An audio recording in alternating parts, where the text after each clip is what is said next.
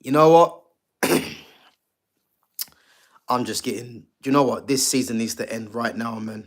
Um, I did say on the match preview, United, I couldn't see them winning this game, and I did say, the first goal, um, was going to be key, and I did believe if Nottingham Forest got the first goal, then United wasn't gonna come back into it, and that's what happened.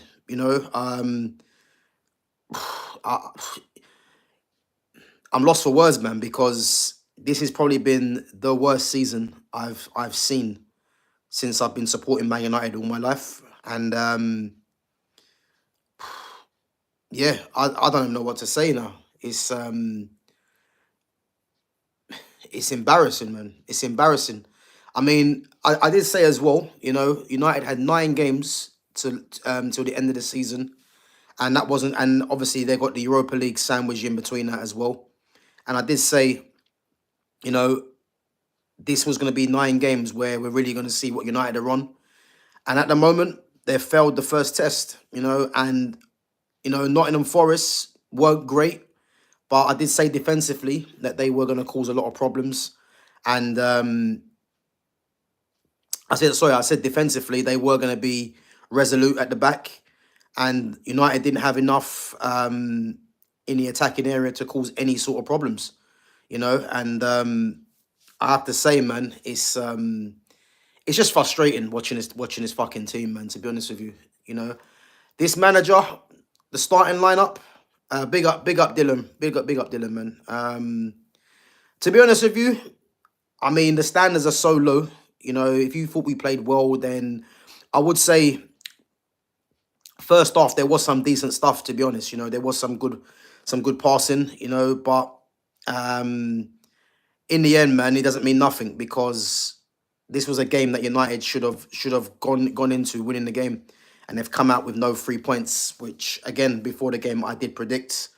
Um, yeah, man, it's a fucking joke to be honest with you. It's just frustrating watching this team. Yeah, Garnacho. I mean, we'll talk about the player ratings in a bit.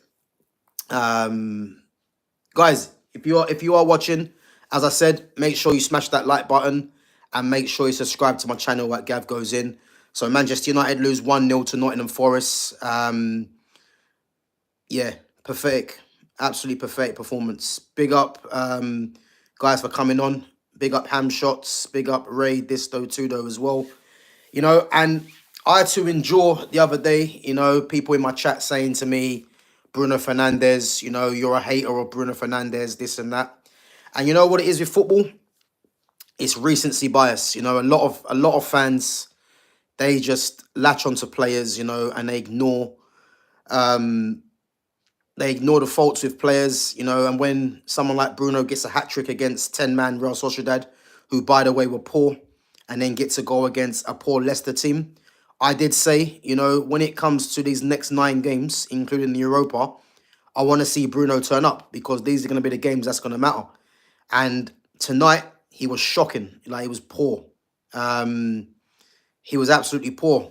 Dylan, to be fair, Dylan, he had some decent passing today, but his general play was poor. He was losing the ball. He was giving it away.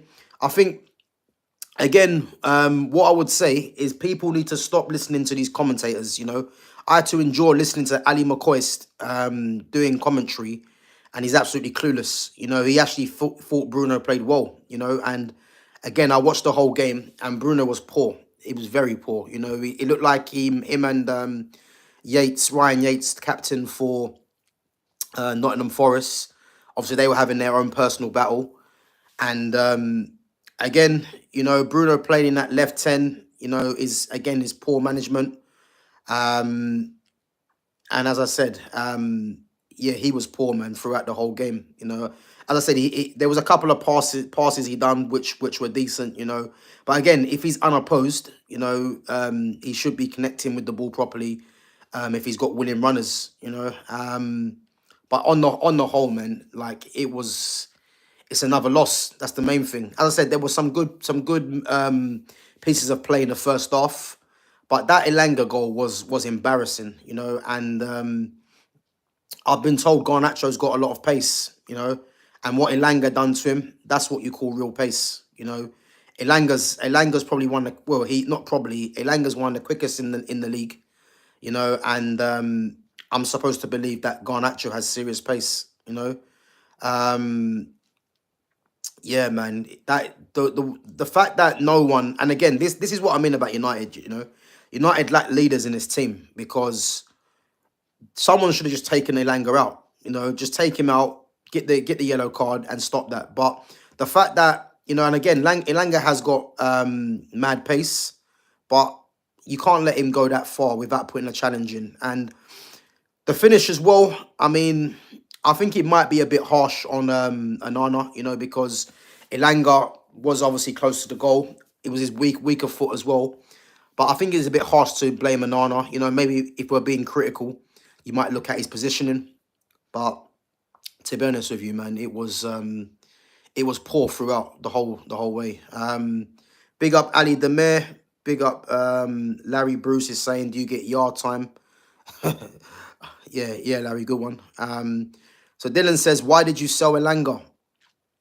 Let me tell you this, Dylan. Yeah, Elanga's not good enough. But when I look at the current options of Garnacho, that this fan base is choosing to hang their hat on.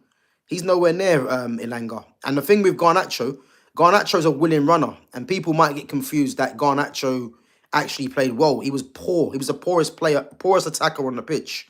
Let's be honest, but he's a willing runner, and his decision making is shocking.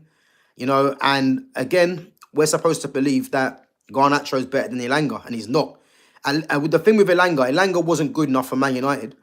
But what Elanga does have is serious pace and physicality. And Garnacho has neither. He's not that quick. He's just lively. And when it comes to his strength, it's non-existent. And this is what United are trying to invest in having a player like that on the flanks. And even worse, he's playing as a left or right or left 10. And the problem is when you put him out on that left 10, he's looking for shots because he thinks it's Ronaldo. And it's again how he lasted the full game. Again, I have to look at Amarim and think, yeah, Amarim's just he's doing a lot of things that I'm just not on board with. And I think to be honest with you, the starting lineup that I predicted, he did surprise me. I didn't expect Casemiro to start. Even though I was happy Casemiro did start. I thought Maguire would have started, but he actually played Euro. So in terms of the back three, I was happy with. I didn't think he'll play Lenny Euro. I thought he might have played Maguire. And the fact that Euro started, I was happy with. So there's no complaints there. Again, Casemiro and Ugarte. I did say Ugarte was going to start, and again, Ugarte is poor, but we'll get into that in a minute. The wing backs, yeah, Dorgu, Dallo, I expected. I didn't expect Zerkzee to play in the 9 because again, this manager has kind of contradicted his what he said. He said he doesn't see Zerkzee as a 9, and yet he plays him in the 9. And even though Zerkzee for me is a 9, the manager's kind of contradicting himself.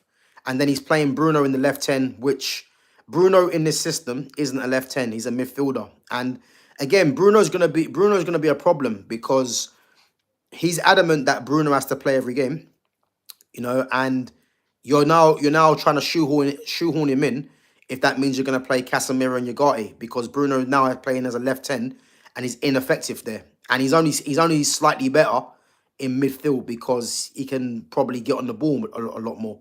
But yeah, I was surprised, to be honest with you, from the team that he played. I didn't think he'll play that team, but I must say I wasn't too unconcerned in a sense with the team that come out.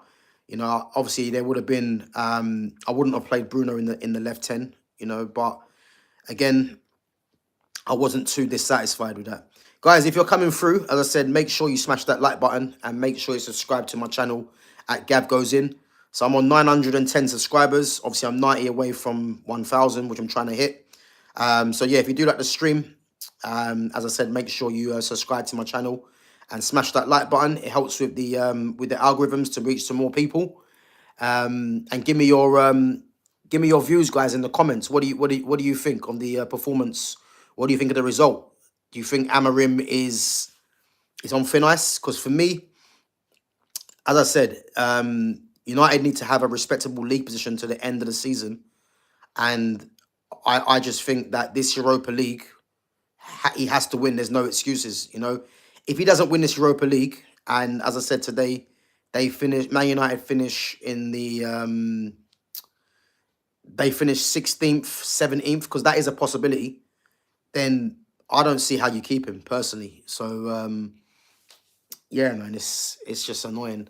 But yeah, we're gonna get into player performances, match ratings. So for me, Andre Onana in goal. Again, I don't think you can really blame Onana for the goal that Elanga scored. Elanga did play very well today, to be fair. And obviously the run he done, I do think someone should have taken him out. Just take a yellow card.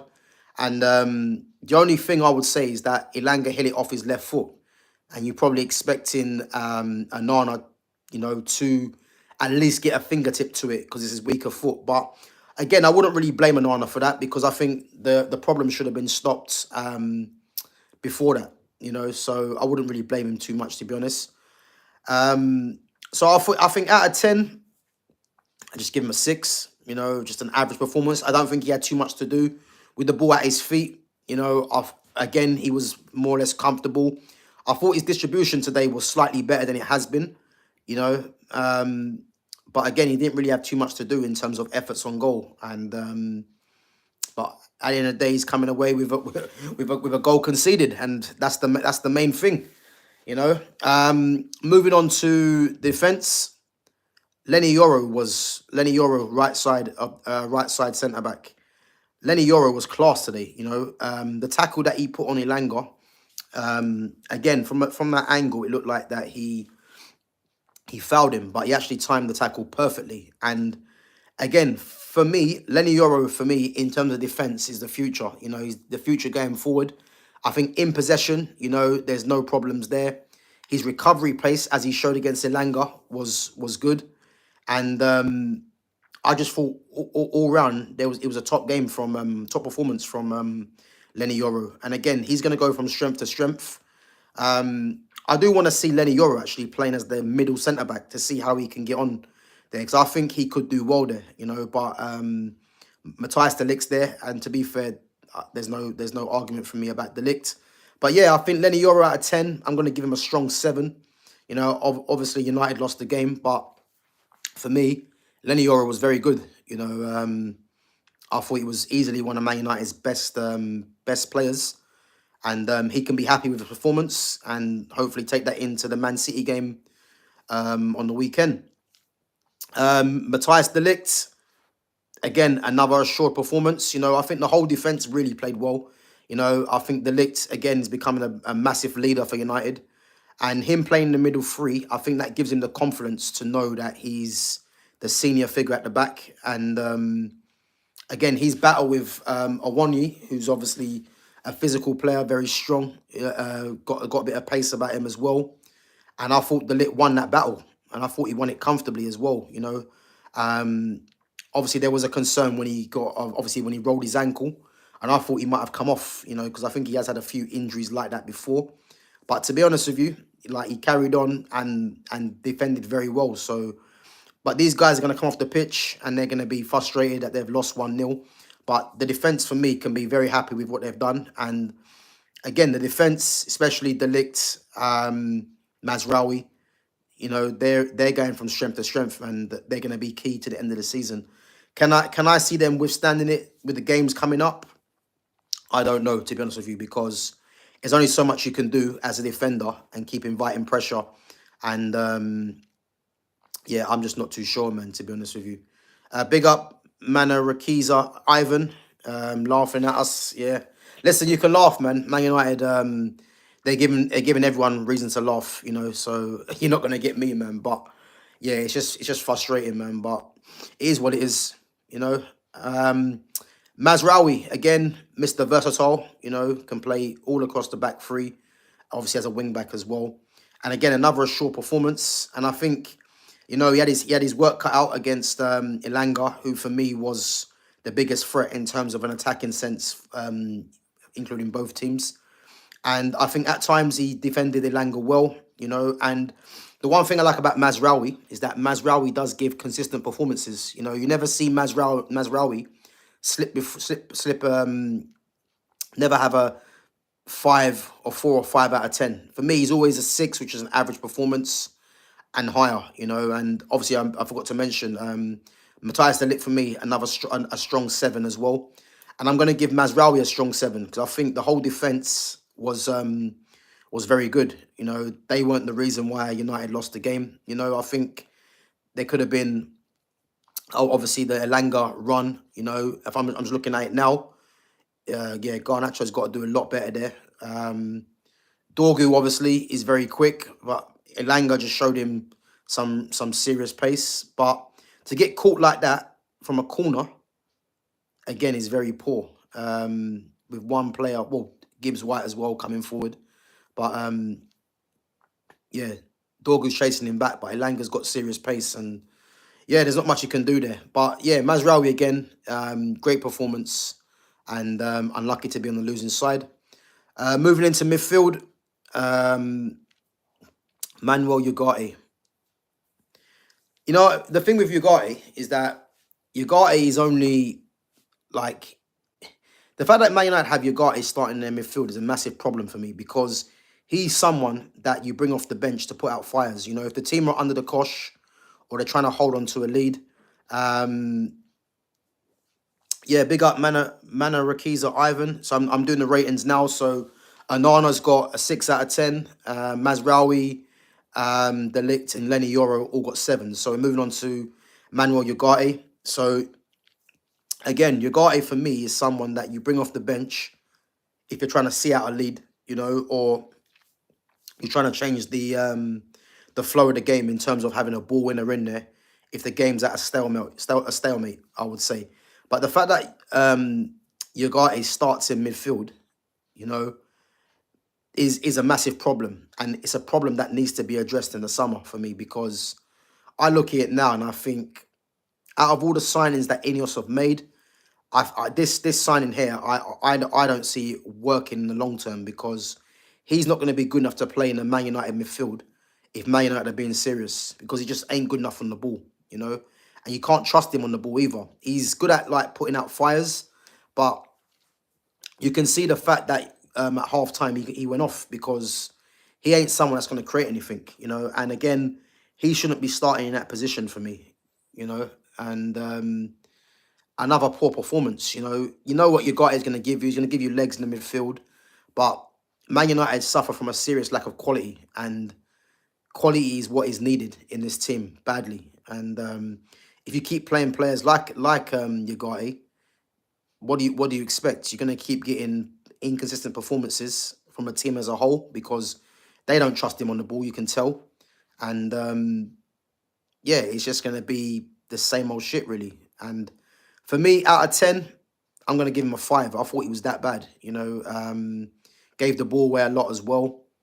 So, yeah, he's someone that in the summer, that position needs to be upgraded on for sure because I don't want to go into next season and seeing him starting that midfield, As a squad player, I'm not too fussed, but as a starter, no way. He needs to be relegated to the bench, or obviously they're not going to move him on, but he can't be a starter next season for sure. And yeah, a poor performance from him.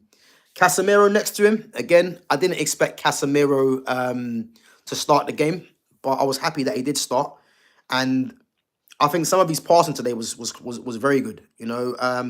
As we know, when he gets pressed, he's not press resistant like that, and he does get caught.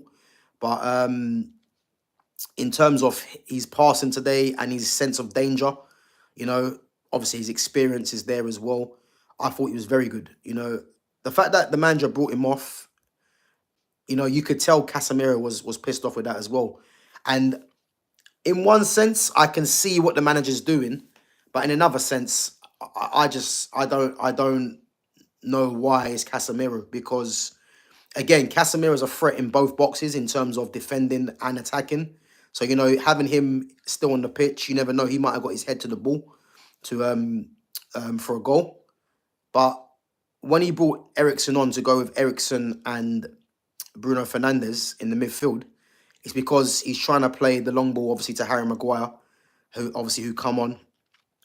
But in a sense, that's really going to leave you vulnerable if the other team obviously gets on top, because both players haven't got both players in Ericsson and Bruno are not defensive minded, and if you got players running at them, they can be got at. So, but in the same sense, I can see why he done it, because he wanted to just get more control of the game and have Ericsson and Bruno just lumping the ball back into, well, not lumping the ball, but just playing the ball into the area, really, for Harry Maguire to attack. But I'm gonna give Casemiro a 6. I thought he was average. I thought there were some good things he done. Sometimes he got caught in possession, but on the whole, I thought he played well, and I'll give him a 6. Moving into the wing backs, I thought Dallo was actually decent today. To be fair, I thought he was a threat on that right wing back. He in the first half he was more of a threat than what Garnacho was, and obviously we know that Dallo at wing back has been an issue this season. But I think Dallo was one of United's better players going forward for sure. So I'm going to give him a 6 as well. I thought he played well. I think that long term, I don't see him there, but I think in terms of what he had to do today, in terms of his quality, in terms of his defensive work, I thought he done well. And again, probably a bit unlucky to be on the losing side, because I think the one thing that Dallo gives you is that Dallo never gives up. He's always trying to help the team. And that is commendable. But I just think in this system, Man United need better in there. But I thought today he played decent. Patrick Dorgu on the other side, I think Dorgu, especially in the first half, I thought he played well. He's a threat down the left hand side. Second half, I don't think he was as good as he was in the first half. I think he was giving the ball away quite a bit as well. Probably a bit of miscommunication. But I think the Dorgu signing and the fact that he's back in the team now from the suspension, I'm happy with, because I think he offers United a threat down that side of the pitch. He's got serious pace as well. Like, he's physical.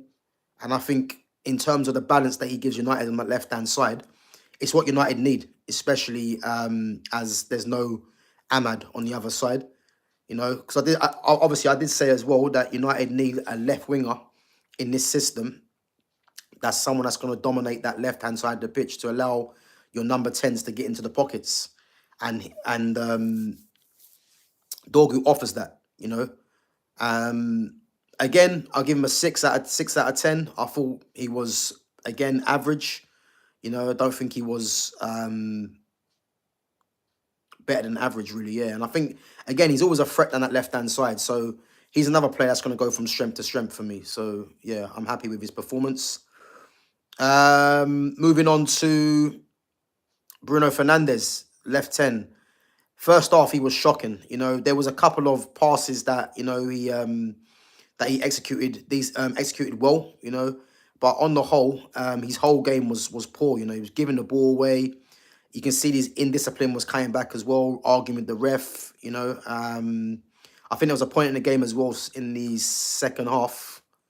The second half or first half? Oh, sorry, in the first half, where I think he was arguing with Nuno. He was trying to get Nuno's attention to argue with him. And again, when he's playing in the left 10, he's nullified there, really. It's pointless, because all he's looking to do is just pick the ball up from deep and just spray passes, And if you're playing the left 10, that's not what he's in there for. So I blame Amorim for that, because Amorim just needs to be brave, and either, if you want to play Bruno, just play him in that midfield 2, or if you don't want to play him in the midfield 2, don't play him at all, because him playing as a left 10 is pointless, because he just drops deep anyway to pick the ball up, and your left 10 needs to be high up the pitch to receive the ball in key areas where it matters. And for me, Bruno too many times just drops deep and just try to play Hollywood passes all the time, And again, his battle with Ryan Yates, I think Ryan Yates actually edged that, funny enough, because obviously he's got a lot of legs, In terms of quality, Bruno's got a lot more quality than him. But I think that battle there, I'd say Yates edged it. And yeah, I said Bruno was poor today. And this is for people that, seem to just want to just jump on the train of positivity when it comes to this player. Because as I said, I had people last time in my chat telling me you're a hater of Bruno, this and that. And I just said, listen, United have got 9 games to the end of the season in the league, and then they've got the Europa League. Let's see what Bruno does in those 9 games, because it's all right doing it against 10-man Real Sociedad, you know, getting a hat trick and then doing it against a poor Leicester team. But what is he going to do against these 9 opponents coming up? Because they're all tough games. And so far, he's failed the first hurdle, and I think it's fair to say that he has failed this first hurdle against Nottingham Forest, because he wasn't good, regardless of what Ali McCoist and other people want to say.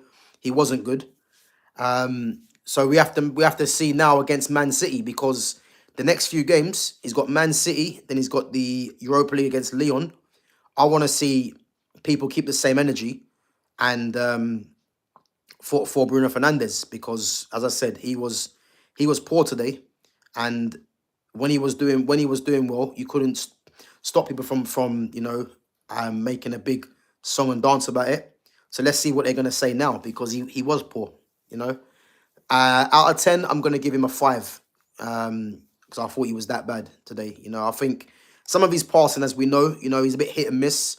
If he's got space to hit, then again, sometimes hitting space ain't hard. And again, he's always on the ball, so it's always going to look like that he's doing more than what he's doing. But on the whole, he was poor, giving the ball away as usual. So yeah, I'm going to give him a 5 out of 10. And then Garnacho on as the right 10. Now, in the first half, Garnacho was the worst player on the pitch. He was shocking. Like, his touch, his decision making, he's got no strength. Obviously the Elanga goal, as I said before, I've been told that this guy's got pace. Elanga showed him what pace was today. And people have been telling me that Garnacho is better than Elanga. He's not. And the one thing that Elanga offers you is pace and strength, which Garnacho hasn't got. And for me, first half, he was poor. There was one bit in the game where he had so much space to run into, and I don't know if anyone remembers, but his touch went away from him, and he just ended up running into the player and giving away a free kick. And that is Garnacho. That is Garnacho. Second half, he was lively, but the quality just wasn't there. He was lively. That's all I would say. He looked like he was threatening to do stuff, but then when it comes down to it, his lack of quality is a massive problem. And when he goes to the left-hand side, as I said, it is an issue, because he's looking to cut in and not link up with anyone. If there's a chance where he can cut in and get a shot, then he's going to take that option, because, again, he's very individual. He'll only pass if he really needs to. There was a bit in the first half, actually, where Dorgu put the cross in, and Garnacho's instinct should have taken him to the near post and try and get a tap in. But he was staying on the right-hand side, and then the ball got coming to the keeper. But a bit of movement would have got him a tap in there, But second half, as I said, he was just lively. He didn't offer any quality, just lively. But as a whole, he was shocking. Like, it's a poor game. And again, I'm going to give him a 5 as well, because he just weren't good enough, Joshua Zirkzee. For me, I'm a massive fan of Joshua Zirkzee. I think some of his touches in the first half, again, I was surprised to see him starting in the 9, because the manager said, again, he's doing his press conference now, but the manager said that he wasn't going to play Zirkzee in the 9. You don't see him as a 9, even though I see him as a 9. But for me, some of the touches that Joshua Zirkzee's got, is just top class. The problem he's having is that the team as a whole are not good enough to give him the ball consistently, and someone like him needs to be in the game, because he's got so much quality. He can link the play, he can hold the ball up as well. In this system, for me, he can play as a 9, but if you want to get him on the ball, then Obviously, playing him in the 10 is more ideal, you know. But yeah, I think in terms of when he had the ball, I think he gave the ball away. I think once or twice, but generally, him just retaining the ball is a consistent theme for Xerxes. So there's no issues there. I just think he needs to get more of the ball. Didn't really have any scoring opportunities, which is frustrating. But I think on the whole, he had a decent performance, a good performance. And when he came off, you can tell he was pissed off because, and again, this manager does some weird decisions because for me, in terms of an attacking sense, obviously he brought Hoyland on, but Josh Reserti shouldn't have been the one to come off for Mason Mount. Um, and you can tell Xerxes was pissed off then, and rightfully so, because the guy's been playing well, and yet the man just still takes him off. And he keeps on Garnacho, keeps on Bruno, and this is the problem. The manager is fixated with certain players, and it's going to be to his detriment. As I said, he's got the Europa League to win and a respectable finish in the league. Otherwise, I don't know why Ineos keep him on, if I'm honest, But yeah, Xerxes, I'm going to give him a 6, I think a 6 performance is more than enough for him. Moving on to the subs, who came on? So we had Christian Eriksen came on. Eriksen again. He came on to be with Bruno in terms of just putting the ball into an area. I think the best thing Eriksen done when he came on is stop the counter attack when Elanga was running through and take a yellow card. Eriksen, obviously there's no issue with Eriksen on the ball, but his mobility is an issue. And again, he's someone that's going to be moved on. So you got to be using him. You got to be using. For me, I would use Eriksen a lot more than he has been used. But again, he's someone that's going to be moved on. But I think he's been, in a sense, he hasn't been played in the right positions anyway since he's been at United. But I think, yeah, he had an average performance. I'm not really going to rate the subs, really, because I don't think any sub that come on made any impact, really. Rasmus Højlund come on at half-time, and United got worse. United were worse with Højlund on the pitch, and that just tells you everything. He don't hold the ball, really. His decision-making is touch and go. I think it's poor, really. He just ain't a good player, you know what I mean? He just ain't a good player, Højlund. And the fact that he came on and made United worse, tells you everything. Because I can't actually tell you what he done well. I think he ran the channel. I think the one thing he done which was okay, he ran the channel and held it up, and then I think it's when he tried to play Garnacho. And again, if you look at the ball he played to Garnacho, it was poor because it was an underhit pass to him, which meant that Nico Williams came and slid tackled and blocked the ball. But really and truly, the pass was shocking because it wasn't a pass really. It was just, oh, here you go, have the ball. A bit of a 50-50 ball between the attacker and the defender. But he's poor, man. And in the summer, if United are being serious, United move him on in the summer. United need to get 40 million, obviously, for PSR to make this deal happen.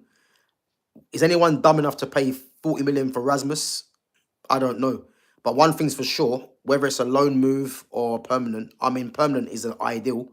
He can't be here next season because, he's Man United's number 9, bought for 72 million, which ain't his fault. You blame the people that sanctioned this ridiculous this deal, and he's got 3 league goals to show for it. 3 league goals as Man United's number 9. Get rid of him. He's crap. Like he's the worst player at the club, I would say. He offers absolutely nothing. And in the summer, that's the main news I want to see. Him gone. Mason Mount come on, had a good effort to be fair. But other than that, the fact that I see Mason Mount with number 7 on his back, it's just laughable, really. How this guy's got number 7 for doing what, 250 a week. The only thing he's done since he's been at Man United is grow his hair. He's shit.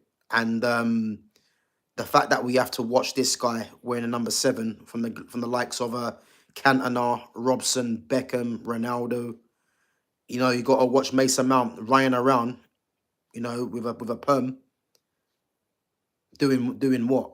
Like, it's madness. It's madness. And again, the shot that he hit, you know, I think it only looked like a good effort because of the way he shaped his body. But really and truly, you know, he should. I personally think he should have got it at least on target.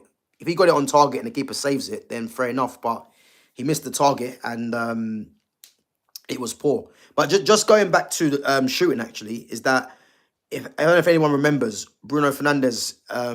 So Elanga's goal led was from the Bruno Fernandes shot that he had, which went for a corner.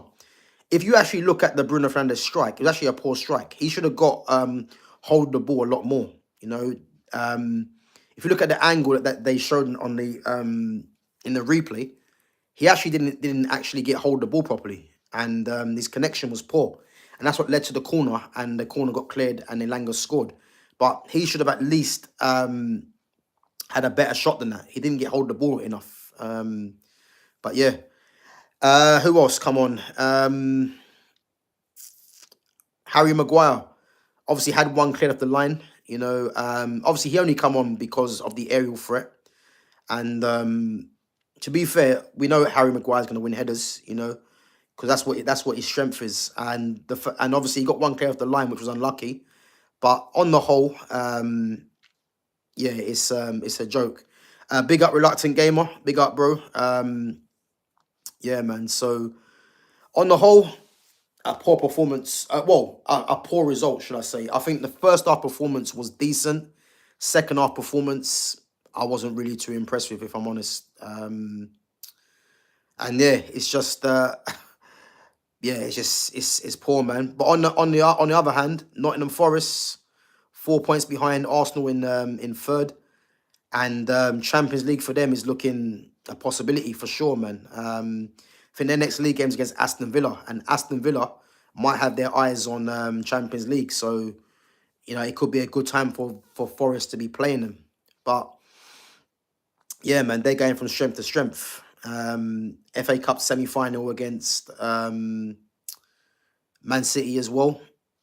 They'll be. I reckon they'll be going into that game against Man City, thinking they can beat them. And again, they're not a really great team in terms of the football they play, but they're resilient at the back. That if their centre backs in Murillo and Milenkovic are a very good partnership. They've got legs in midfield. They've got a creator in Gibbs White. And then they've got goals in Chris Wood, who didn't play. But on the flanks, and again, Hudson-Odoi didn't even play today. I think there was personal reasons why he didn't play.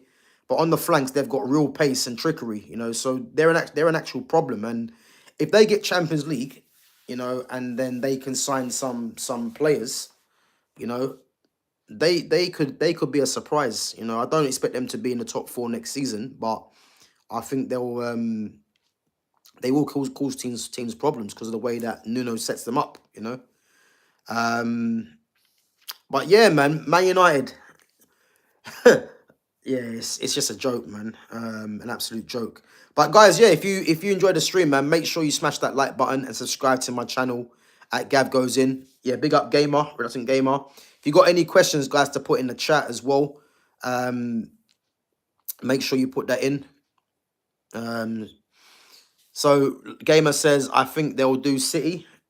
Do you know what? I think City will go on to win it. But what I will say, it's not going to be easy because I don't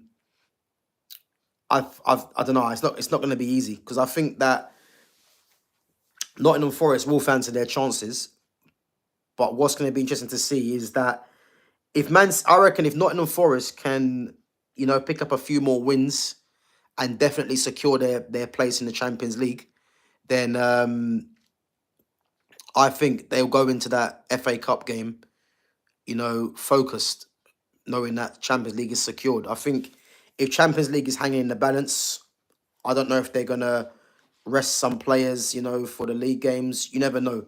But to get that far to semi-final, you would think that they're going to go all out because they ain't won a trophy in years. But it's going to be a good game. But yeah, I think City will be the favourites, but I wouldn't count out Nottingham Forest. Big up Mana Rakiza Ivan Says any updates about Pogba? Do you know what? I was gonna mention this actually, because obviously we're meant to be told. I heard it was middle of March. We're now in the 1st of April, so I don't know what's happening with Pogba. But for me, um, yeah, for me, I'm just praying. Yeah, there's some legs in him coming to Man United. If I'm honest, like I just hope there's some legs there because Man United need a player of his quality. I know he's been out for a little while, but I think once he gets back up to speed, he'll be fine. But he just offers a quality that no one in that squad offers, and people turning their nose up at Pogba don't make any sense to me. If he comes back to United, he's instantly their best player. You know what I mean? So this is what makes me laugh. If Pogba comes to United, he's their best player. Like there's no doubt in that. No one can tell me otherwise. But it's just about him. Him obviously getting his fitness back really. But whoever he goes to, because I do believe is going to be. I'm hoping it's not United. I'm praying it's United. But even if it's not, I can see a top team being in for him because to get Pogba on a free transfer and all you've got to do really is just get him back up to fitness and putting him in a system or in a lineup where you're going to get the best from him. You're going to get one of the best players in the league, in the world still for me, you know. But big up Manarakiza Ivan. So Gluck Gamer says, do you think winning FA Cup is bigger or Champions League qualification bigger for Forest? Yeah, big up, bro, man. Yeah, I answered this the other day actually. For me, I think Champions League qualification.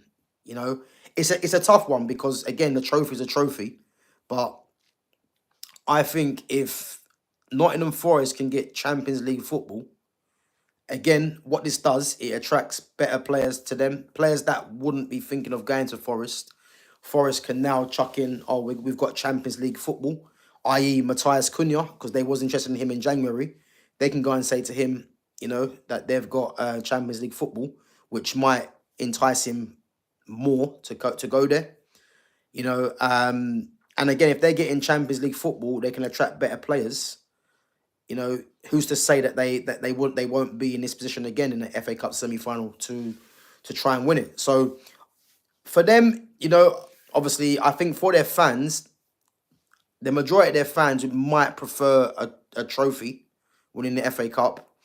But I think a lot of the players would probably prefer Champions League qualification, and yeah, I think Champions League qualification for them is key because, again, it gets them playing in the elite competition in Europe, and gets them money as well for one, and then they can attract better players. Because if I look at Forest's team now, I say their centre backs. I think the centre backs are fine. You got experience, and you got experience, know-how, and quality there in Murillo. So I think centre backs they're fine. Their goalkeeper is very reliable. So I think centre backs and goalkeeper is fine. I think the midfield could do with improving in terms of quality. The wingers again, I think Elanga and Hudson-Odoi offer their threats. Obviously, they can get another guy that is going to be a game changer. You would say. Again, a striker. I know Chris Wood's got goals, but they'd obviously want to have an improvement on that. Gibbs White, I think, is a very good player, but he'd probably need competition there.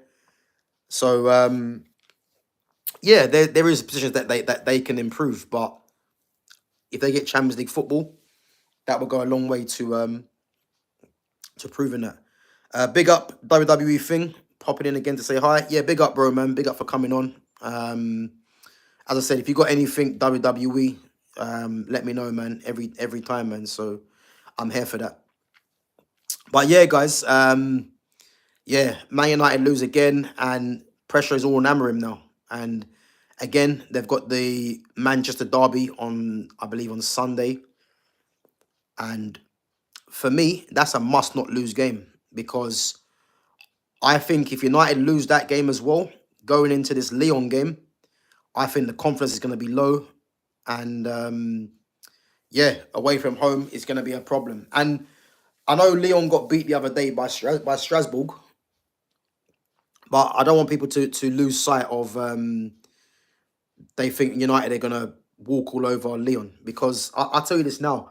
I've watched United the whole season, and they're getting what's coming to them. United, unfortunately, because there's been games that they've actually sneaked or got a draw in where they should have lost, and this is why I said these nine games you're gonna really see what United are on, because they've got some tough games coming up. And as Gamer just said, United have got Newcastle after Leon. So they've got Europa League sandwiched in between Newcastle. So you look at today, they got beat by Forest. They got City on Sunday, which again I know City haven't been good this season, but City will probably be favourites going into that game at Old Trafford. Then they've got the Europa League against Leon away from home. Then they've got Newcastle. Again, Newcastle won the Carabao Cup. They're at home as well. So they'll be in a confident mood. And as everyone knows, at St. James's Park, Newcastle are a problem there.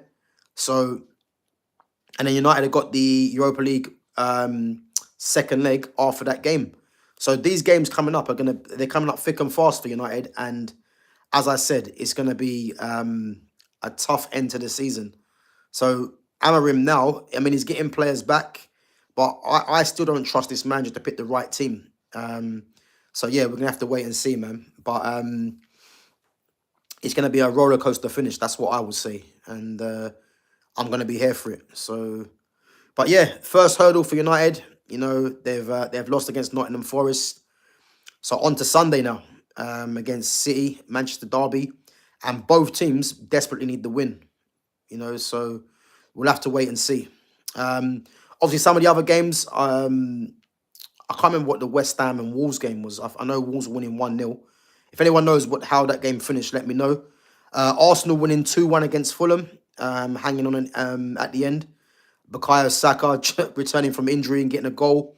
But I think games like this, you're expecting Arsenal to win. I did say a draw, and it'd be very interesting to see how Fulham lined up, if they played the three at the back or if they went for the number 10 in Smith Rowe or Andreas Pereira.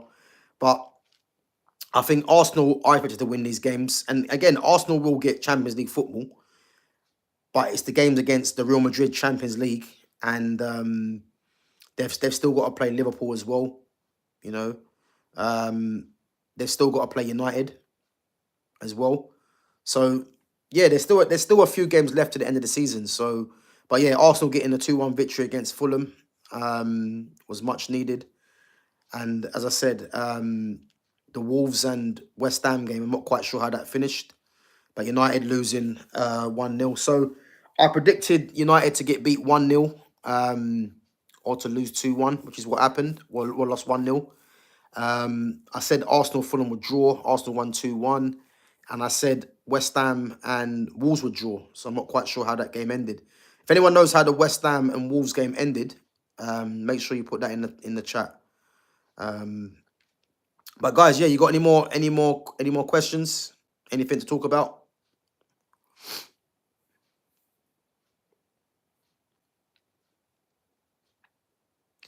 Yeah, big up Gamer. So Gamer says Man United got some tough little fixtures whole season. Yeah, bro. Listen, this running, yeah. So again, the 9 games was Man City, Nottingham Forest. So there's 8 left. So they got Wolves won 1-0. Okay, so they got City, Villa, Bournemouth, Chelsea. So City, Villa, Bournemouth, Chelsea, Newcastle, Wolves. I swear there's one more in there. So what's that? So 3, 5. Yeah, I swear there's one more left in there. Because there was 9 league games, I swear there was. Obviously, it's 8 left now. So there's Man City on Sunday. And then Villa, Bournemouth, Chelsea. Oh, Brentford, that's the one, yeah. Yeah, so look at that, yeah. And for me, I see, honestly, I see one win, if that. And that's not a foregone conclusion that they win that game. I see the game against Wolves as the game at home that they have more of a chance than the others to win.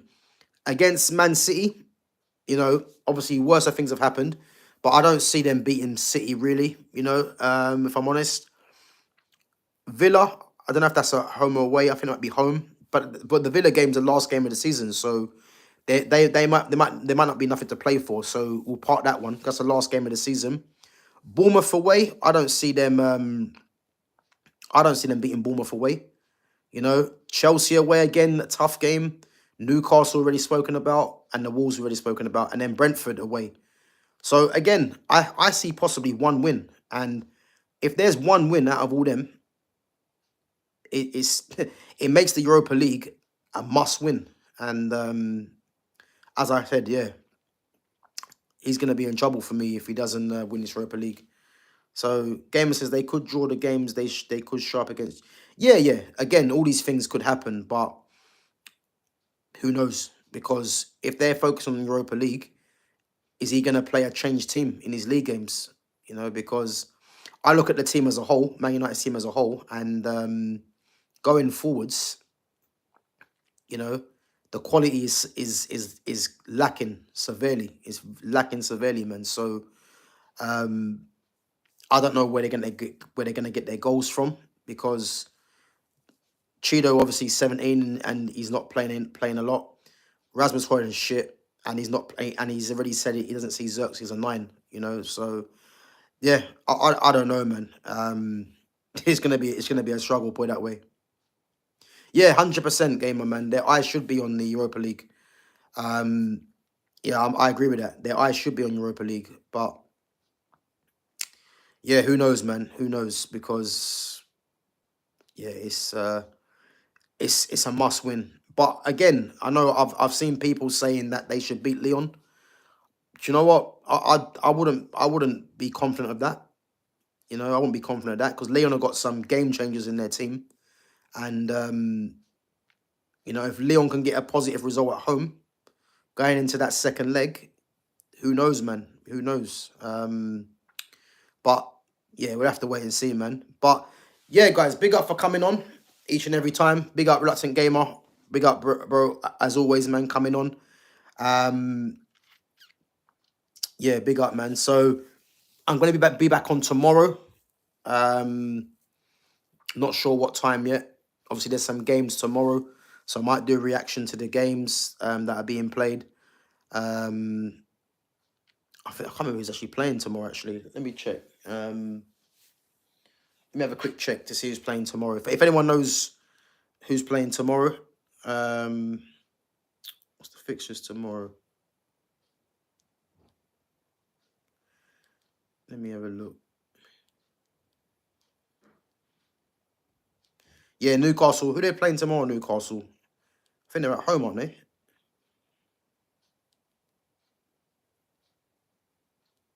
Let's have a look. So tomorrow you got Southampton Palace. I think Palace should win that, but you never know.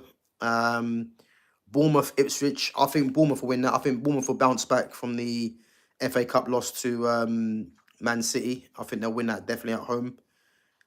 Brighton Villa. That'll be a tough game because again Brighton lost FA Cup. Yeah, I can see that game being a draw. To be fair, Brighton Villa. Oh, Newcastle Brentford. Oh, that'll be a tough game. It's actually a weird gamer. Yeah, if I'm Newcastle in the summer, I think they need to go all out for Brian Mbeumo. I think Brian Mbeumo is exactly what Newcastle need. You know, someone that can run with the ball, someone that can score goals from that position. Is left-footed as well. I think Mbeumo's only like 24 as well, and I think if you had Mbeumo on the right, Gordon and Isak, that's a dangerous front three there. You know, I think he's someone that they should be targeting. You know, I think we know obviously Newcastle have money, you know, and I think you can get Mbeumo for about 50, 60 million. And I think if they get Mbeumo to add to what they've got already, I would make them top 4 certainties to go with the team they got ready. Because if you look at that midfield of Bruno Guimaraes, Tonali, and Joel Linton, that's a solid 3 there. You know, that is a solid 3 that will take some stopping. You've got arguably the best striker in the league currently in Alexander Isak. You've got Anthony Gordon, who's a threat. And if you get Mbuemo, who's a threat and a goal scorer, listen, that's going to take some stopping that team. I think Livermento and Lewis Hall as your two fullbacks as well. You know, I think they're going to be regular England internationals as well in the squad, and they're both good players. Centre back, Dan Burns had a very good season. You know, who else you got there? Sven Botman, obviously he's out injured now, and Fabian Schär. I think if there was interest in Mark Guehi, and I can see why they wanted Guehi because Guehi's English obviously as well, and I think Guehi would have been a solid signing for Newcastle. So they might want to look at another centre back like that. Keeper, obviously Dubravka and Nick Pope. I think if they can get, Nick Pope has been a good keeper for them, but they can get an upgrade on Nick Pope. I think if you was to get a keeper, a commanding centre back, and Brian Mbuemo. I mean, I like Nicholas Kuhn as well from Newcastle. He's a very good player. But I think in terms of knowing the Premier League, I think Brian Mbuemo would be a good signing. Tell you now, if they can get Mbuemo, a keeper better than Pope, and a commanding centre back, they're gonna take some stopping, especially at home. So yeah, man, I think that'll be good business for Newcastle for sure, man. So before it wraps, so I hope we can keep spending. Money is out of our hands. If we qualify for Champions League, we should be able to sign players. Yeah, 100%, man. Yeah, obviously Newcastle got money, man, but obviously they can't spend a certain amount. I think because of the I can't remember, is it the revenue or something? I can't remember what it was, but yeah, they're gonna if they start spending, they're gonna cause problems, man, because I look at the spine of the team, and from midfield to attack, it's looking good, man. So they should focus on wingers and a future centre back.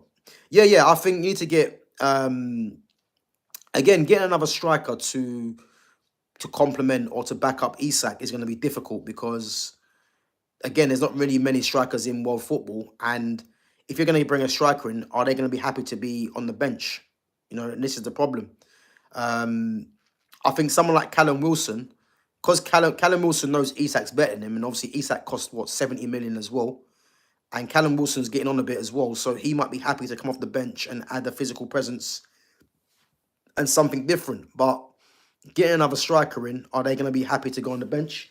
There's been links before to Hugo Ekitike, and if they were to get him in, that would be a very good signing for them. But is he going to be happy to be on the bench for Isak? That's the problem. Yeah, I agree, man. Another 5 players.